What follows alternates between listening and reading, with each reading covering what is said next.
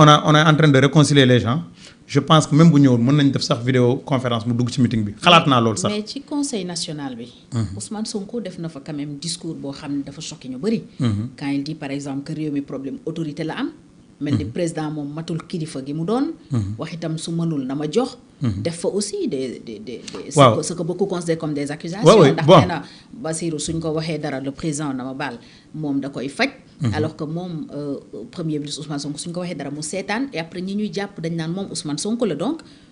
quand même Ousmane Sonko tam. posé na foofu ay actes. waaw xam nga le président Ousmane Sonko il a une particularité parfois il pose des actes ou bien en termes de discours boo xam ne il assume c'est sa marque de fabrique et d'ailleurs c'est ce qui fait que ñu yegg fii nañu waxante dëgg nit dañoo ne non président na changé discours am ma ne ko le président Ousmane Sonko discours am poignant et direct moo ñu yóbbee lii sauf que il y a parfois le politiquement correct et cetera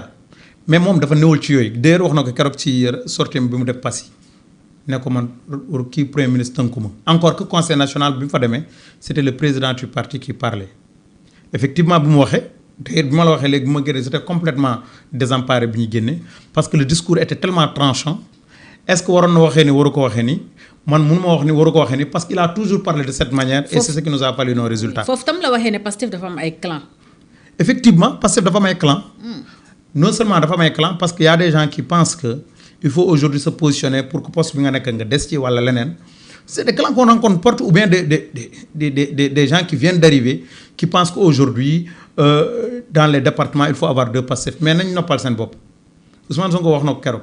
Pastef mooy parti bu mënul am clan benn Pastef mooy parti bu mënul am courant parce que niñ tëggee parti bi tey ji département de Podor amul kenn ku mën a créer Pastef parallèle parce que pour nga créer Pastef parallèle il faut nga doon interlocuteur Pastef yi nekk au sommet te benn interlocuteur mooy le coordonnateur départemental en attendant que je sois changé man maa fay coordonnateur départemental te lu jógee au niveau national man la ñuy woo te loolu c'est valable dans tous les départements c'est-à-dire parti bi ni ñu ko tëggee et petite histoire am na benn mouvement bu ñu créé woon ci biir Pastef ñu tuddee ko Pastef massification ci biir Pastef lañ bokk mais dañ commencé woon am doole ci biir Pastef mu mel ni ñu commencé di créer seen carte membre rek yu mel noonu président da leen woo ne leen lii tas leen ko wala ngeen génn parti bi. mooy bi Ayib defe naan na ñëpp dellu ci rang yi. boobu Ayib ñëwagul ci parti bi sax. ok yàgg na dégg nga loolu yàgg na c'est-à-dire boobu jamono yooyu c'est en 2019 je crois boobu jamono yooyu ne gars yi tas ñi gedd dem seen yoon ñi des ci parti bi il a eu le mérite de tenir le discours de vérité pour que ñu balaa ñu créer parti bi ay session parti socialiste ba ma nekkoon mais looloo ko yàq. parce que bi ñu demee dans l'opposition Ousmane Tanor Dieng feu Ousmane Tanor Dieng qui repose en paix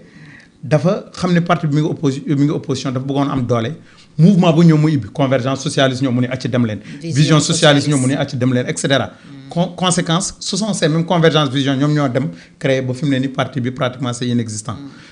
président Ousmane Sonko loolu la comprendre moo tax mu ne du nangu lu mel noonu c'est ce qui a fait que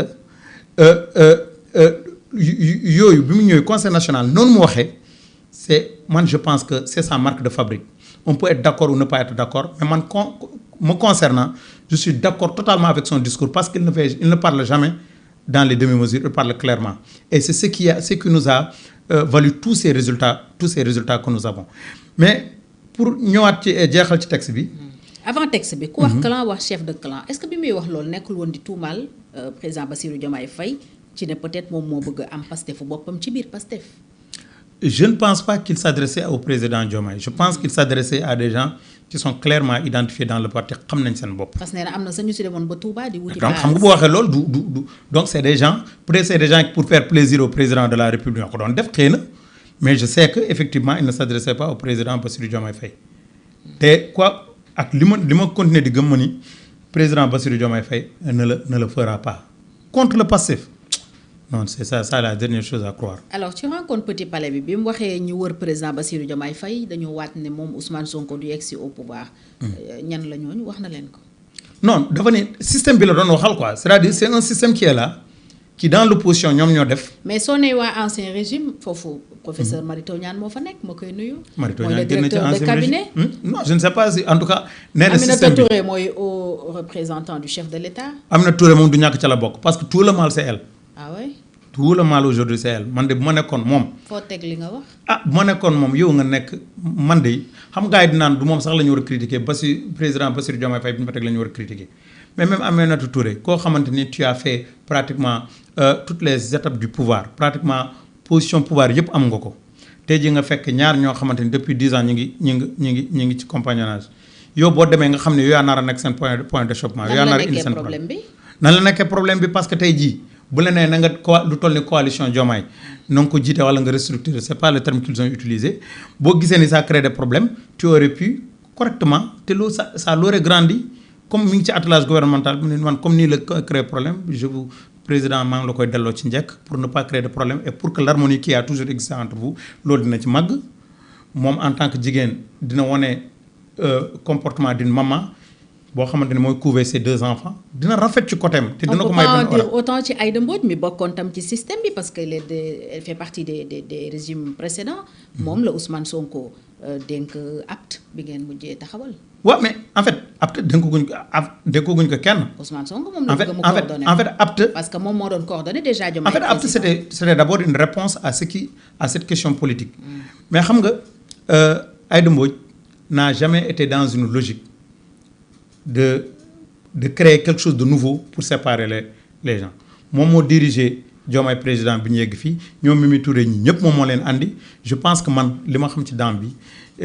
madame Aïda Mbodj elle a toujours eu l'esprit de conciliateur et je pense que même après les problèmes les sorties qu'il a eu à faire il a fait des témoignages éloquents sur président Bassirou Diomaye Faye et naturellement sur président Ousmane Sonko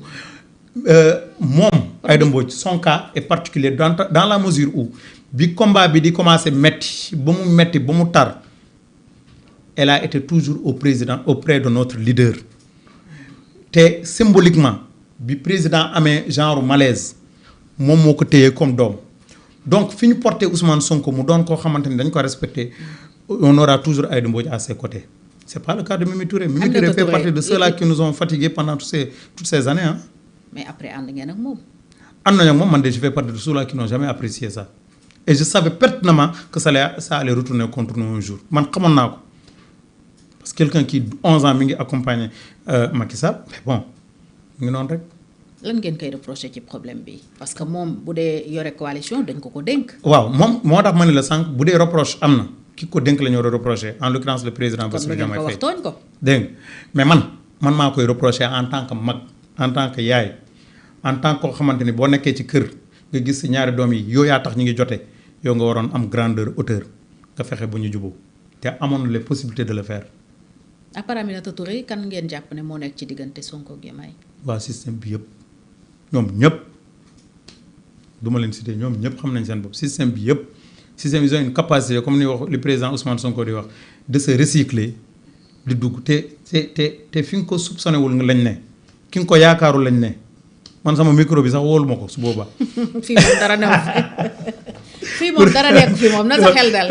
une manière symbolique de te dire rek. oui des fois mën na la jege lool fekk lu nekk ci système bi la.